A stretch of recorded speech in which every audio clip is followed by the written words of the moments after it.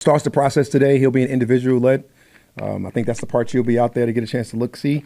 We'll see what he can do moving forward and progressing from that point. But realistically, man, that's about listening to doctors, listen to your medical staff, listen to your performance team, how he looks, how he moves, all the things that he can do, potentially bring him back into the fold to be ready to play.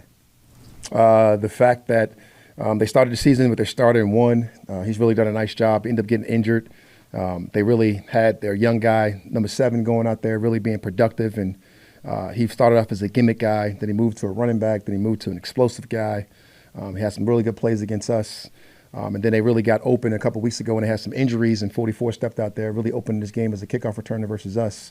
Then they opened up with a really big game versus New Orleans a couple weeks ago, and he's done nothing but be productive for those guys. So when you look at those guys, have a chance to get out there in that run game and really open it up with a bunch of guys that we know. I know Carb does a great job with those guys in the run game and their upfront people. They've really been productive in running the football the last couple of weeks, which I know was something that wasn't perceived strength for those guys in the beginning, which has become that. Because the receivers are injured, does that put more pressure on the Falcons' run defense?